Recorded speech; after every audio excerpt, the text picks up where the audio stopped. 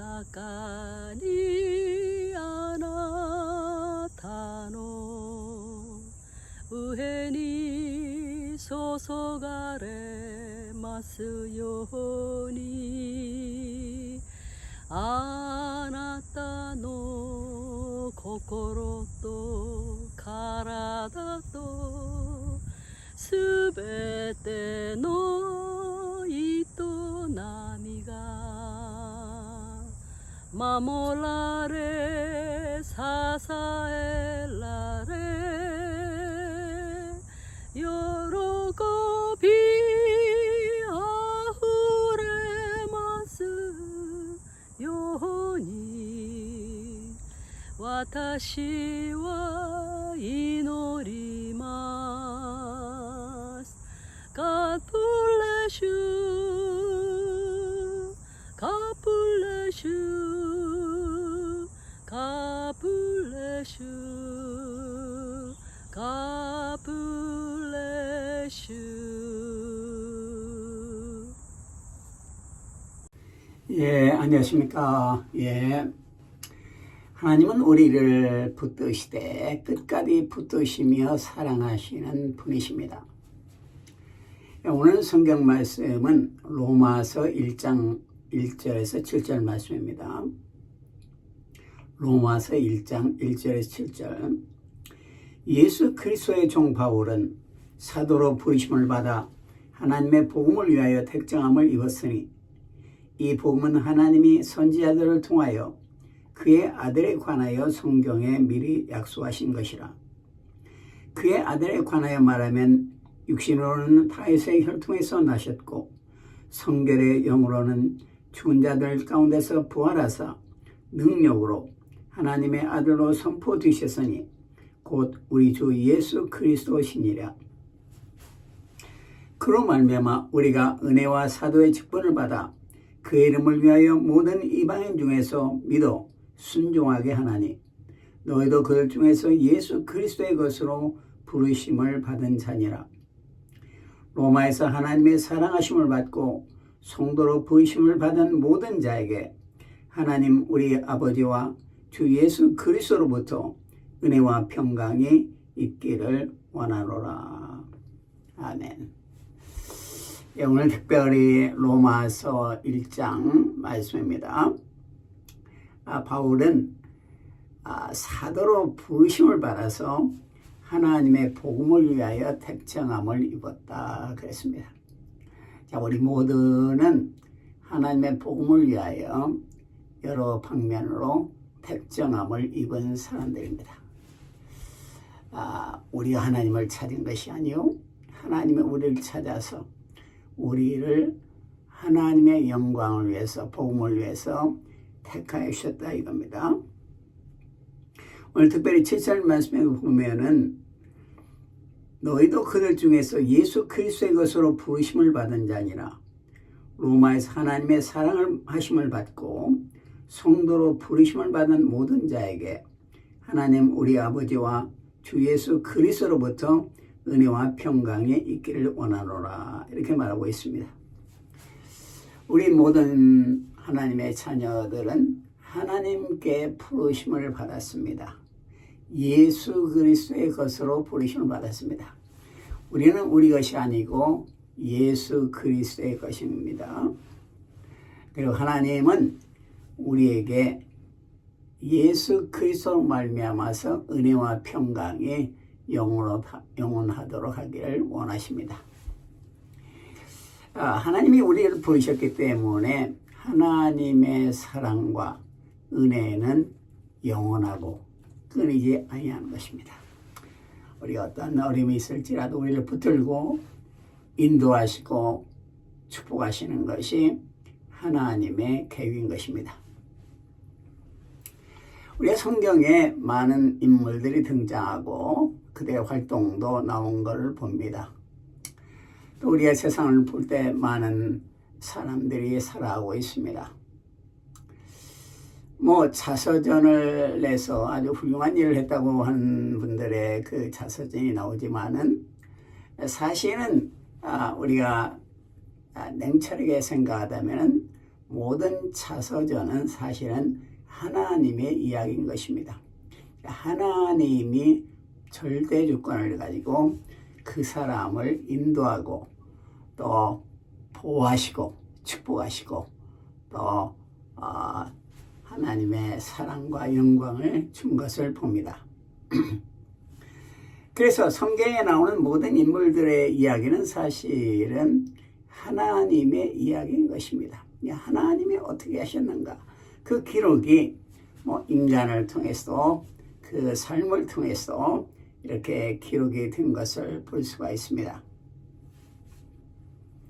성경은 특별히 예수 그리스도에 대해서 이야기를 하고 있는데 그 예수 그리스도를 이야기하고 있는 성경 그것을 또 이야기한 예언을 이루시는 성경 이것을 볼 때 우리는 인간의 대표적인 모델로서 예수님을 볼 수가 있습니다.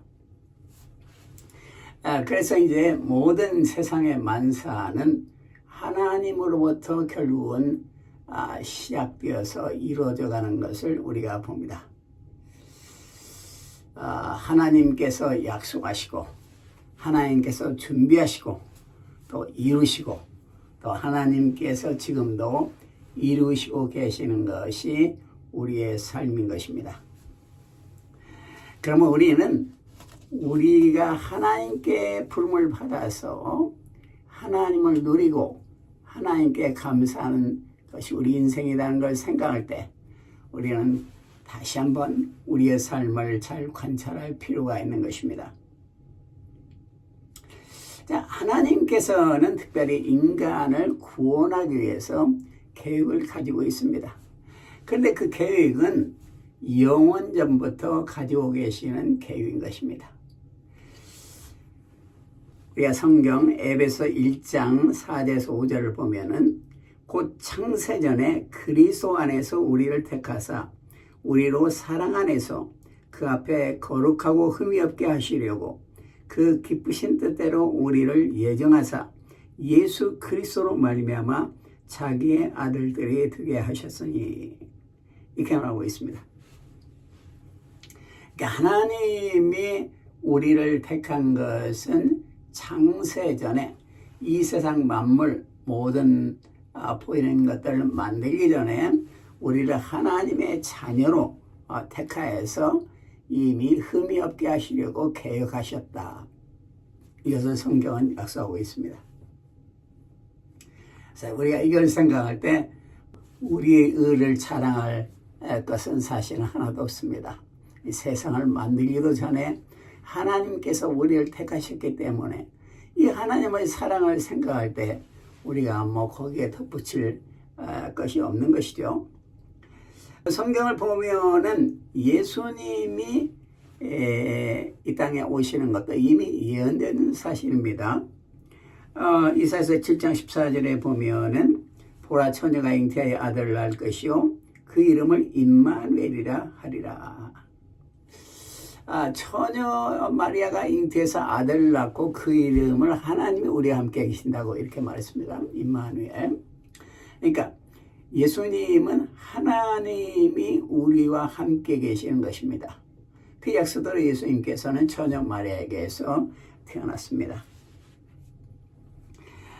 그리고 이제 미가 예언자는 베들레헴에서 태어날 것을 약속했는데 그분은 바로 태초에 상고부터 계신 분이었다 이렇게 말하고 있습니다. 베들레헴 에도라다야 너는 유다 족속 중에 작을지라도 이스라엘을 다스릴 자가 내게서 내게로 나올 것이라. 그의 근본은 상고의 영원에 있느니라. 미가서 5장 2절 말씀입니다. 그러니까 예수님께서 상고 아주 태초에 영원 전부터 계신 분인데 그가 베들레헴의 처녀를 통해서 태어난다. 이 약속을 하시고 약속대로 예수님은 요셉과 마리아가 사실은 나사렛 사람인데 이제 베들레헴에 이제 소적 등본으로 가서 거기서 이제 출산을 하게 되는 것입니다. 그래서 이제 하나님의 사랑이 우리에게 나타나는데 특별히 하나님의 사랑은 자신의 사랑하는 독생자 예수 그리스도를 우리에게 줌으로써 확실히 우리에게 나타납니다. 자, 요한복음 3장 16절에 말합니다.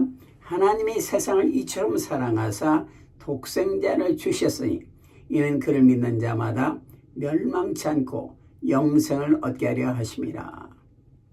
하나님은 우리를 사랑하셔서 독생자를 주셨습니다. 독생자 예수 그리스도 자신의 사랑하는 위아들을 이 세상을 사랑하기 때문에 우리에게 주셨던 것입니다. 자, 하나님의 사랑은 어떤 관념적인 사랑이 아닙니다. 또 하나님의 사랑은 단지 감정적인 사랑만 아닙니다. 하나님의 사랑은 자기의 사랑하는 위아들을 내어주시는 그런 사랑인 것입니다. 죄인들을 살리기 위해서 자신의 사랑하는 독생자를 내어주셨습니다. 여기서 하나님의 사랑을 우리는 볼 수가 있습니다. 그 다음에 이제 하나님의 사랑은 예수님이 이 땅에 오심으로 성취가 되었습니다. 인간의 가장 큰 문제는 사실은 죄의 문제입니다. 에덴 동산에서 아담과 이브가 범죄함으로 그 죄의 대가로 인간들은 방황하게 되었고 하나님을 떠나게 되었고 광야와 같은 이 세상에서 걱정과 낙심과 의심 가운데 살고 있습니다. 또 하나님을 떠나서 방황하고 있는 것이 현실인 것입니다. 성경 로마서 3장 23절 말합니다. 모든 사람이 죄를 범하였음에 하나님의 영광에 이르지 못하더니.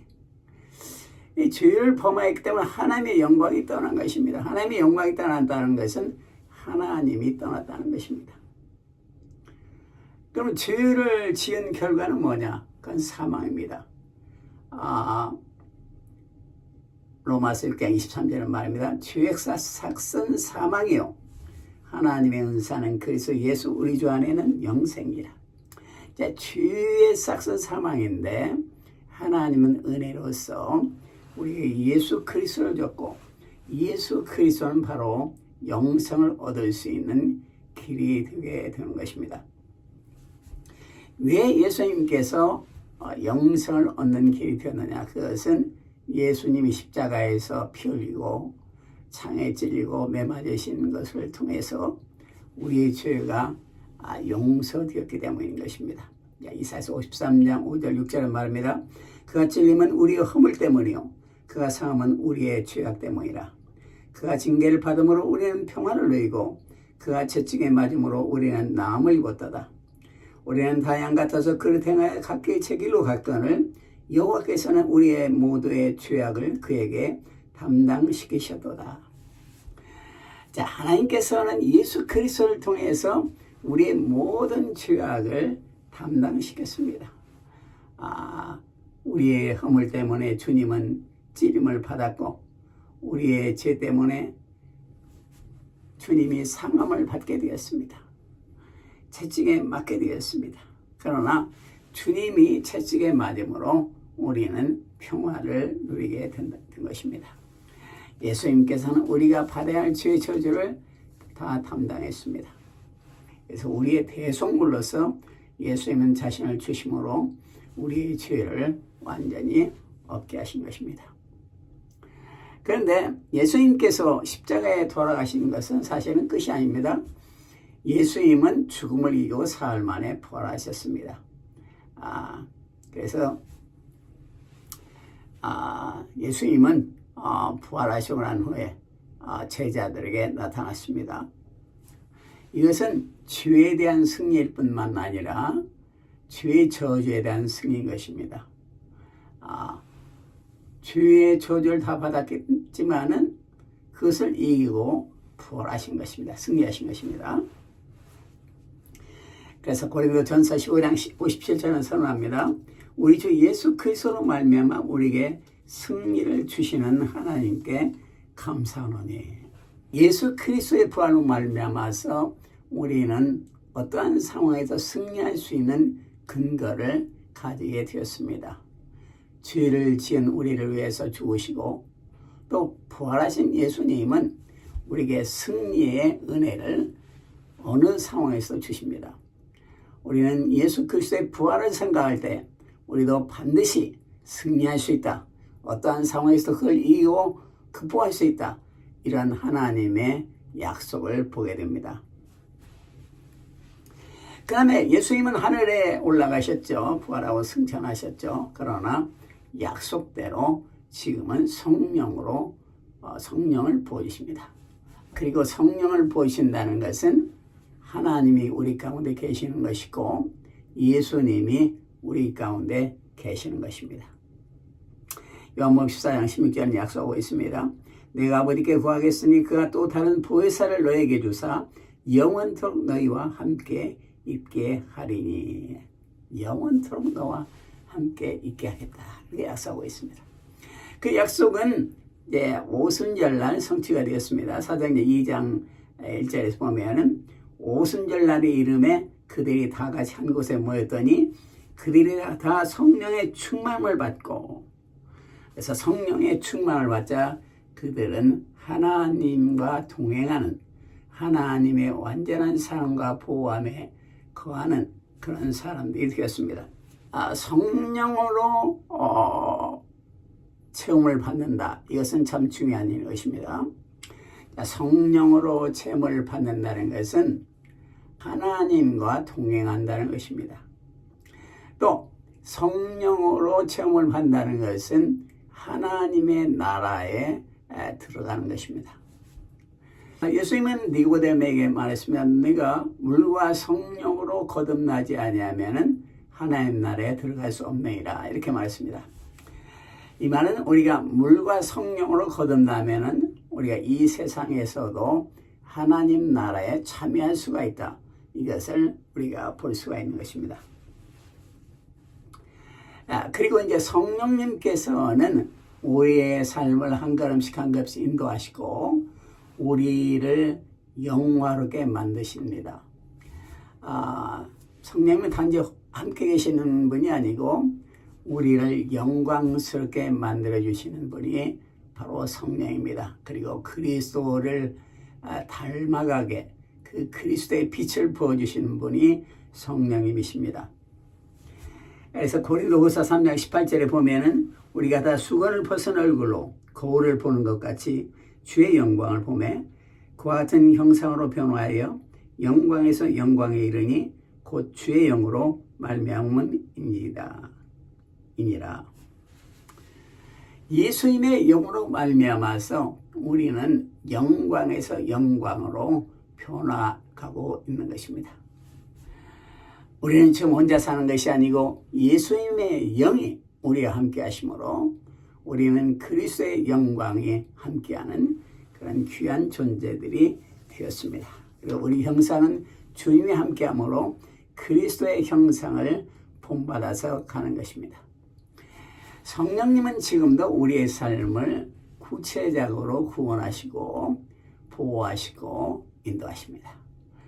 우리가 어떠한 문제가 있다 할지라도 성령님께서 우리 예수님께서 우리와 동행하시고 하나님의 전능의 힘이 우리와 함께 한다는 것을 믿을 때 우리는 진정으로 승리의 삶을 살 수가 있습니다. 자, 그런데 이제 여기서 중요한 것은 하나님께서 우리를 구원하는 것은 단순히 지옥불에 떨어지지 않게 하기 위해서 우리를 구원한 것만은 아닙니다. 물론 그 지옥불에 떨어지지 않는 것은 당연한 일이죠. 심판을 면한다고 약속하기 때문에 가장 우리 성령님께서 우리 안에 거하시고 우리가 구원받은 이유는 사실은 주님과 동행하는 것입니다. 주님, 우리 예수님이 우리와 함께 계시죠. 하나님이 삼위일체 하나님께서 우리와 함께 계셔요. 성령님이 함께 계시요. 자, 요한복음 17장 21절에 그것이 약속이 되어 있습니다. 아버지께서 내 안에 내가 아버지 안에 있는 것 같이 그들도 다 하나가 되어 우리 안에 있게 하사. 자, 아버지께서 예수님 안에, 예수님이 아버지 안에 있는 것처럼 우리 모든 하나님의 자녀들이 이 하나님 안에 있기를 주님은 원하시는 것입니다. 그리고 성령의 충만을 받는다는 것은 우리가 하나님의 그 놀라운 임재 가운데서 기뻐하는 삶인 것입니다. 성령 충만의 가장 큰 특징 중에 하나는 기쁨과 감사와 찬양입니다. 성령 충만한 사람은 그 영혼의 깊은 곳에 기쁨이 있습니다. 그 이유는 하나님을 모셨기 때문에 전능하신 하나님, 그 어느 위대한 인물보다 더 위대하시고 창조주이신 하나님을 모셨기 때문에 우리는 기뻐하는 것입니다. 성경 시편 16편 11절이 말하고 있습니다. 주께서 생명의 길을 내게 보이시리니 주 앞에는 충만한 기쁨이 있고 주의 오른쪽에는 영원한 즐거움이 있나이다. 예수님 앞에는 충만한 기쁨이 있고 주의 오른편에는 영원한 기쁨이 있다고 했습니다. 우리 예수 믿는 사람, 주님을 모신 사람들은 바로 기쁨의 삶인 것입니다. 기쁨을 가진 사람들입니다. 영원한 기쁨, 충만한 기쁨. 그것은 예수 그리스도를 모신 사람들의 특징인 것입니다. 그리고 우리의 삶은 주님의 임재 가운데서 기뻐하면서 주님께 찬양하고 감사하는 영광을 올려드리는 그것이 바로 우리 그리스도인의 삶인 것입니다. 로마서 11장 36절은 말합니다. 이는 만물이 주께서 나오고 주로 말미암고 주에게로 돌아감이라. 그에게 영광이 세세 있을지어다. 아멘. 만물이 주님께로부터 나왔습니다. 지금도 마찬가지인 것입니다. 만물은 사랑이 풍성하신 하나님으로부터 나옵니다. 그리고 주로 말미암고 주님이 만물을 지금도 운행하고 계십니다. 그러니까 내가 운행한다고 생각하면 큰 착오입니다. 주님이 나의 삶을 운행하시고 인도하고 계십니다. 어디로 가느냐? 주에게로 돌아감이라. 주님께 결국 우리에게는 돌아가게 되는 것입니다. 그러므로 영광은 세세토록 주님 앞에만 있는 것입니다. 주님께 있는 것입니다. 자, 주님은 우리에게 영원한 기쁨이 근원이 되시는데 우리 안에 계시고 우리 옆에 계십니다. 우리는 주님을 항상 기뻐하면서 주님을 예비하고 감사하는 그런 삶을 살아야 될 것입니다. 하나님은 우리에게 이 놀라운 기쁨을 주기 위해서 우리에게 자신의 독생자를 주셨습니다. 기도하겠습니다. 하나님 감사합니다. 우리에게 영원한 기쁨과 영원한 사랑을, 끊이지 않는 사랑을 주기 위해서 예수 그리스도를 십자가에 매달리시기까지 우리를 사랑하신 예수님, 하나님의 사랑을 감사드립니다. 이 시간도 우리 성령님께서 우리 가운데 충만히 임하시고 우리에게 기쁨이 넘치며 하나님을 향한 찬양이 넘치는 삶이 될 수 있도록 축복하여 주시옵소서. 주여 감사를 드립니다. 예수님 이름으로 기도드립니다. 아멘. 예, 감사합니다. 할렐루야.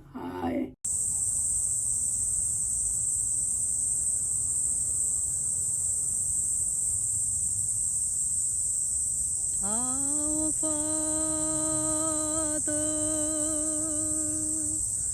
which art in heaven,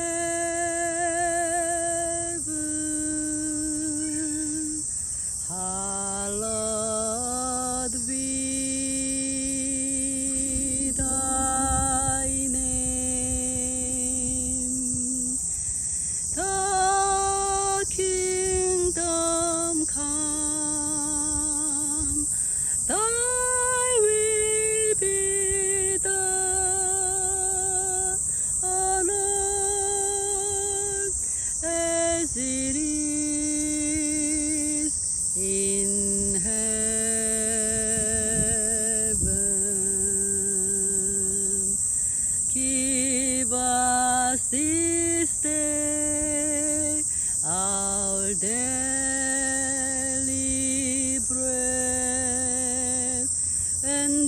Forgive us our debt as we forgive us our debtors.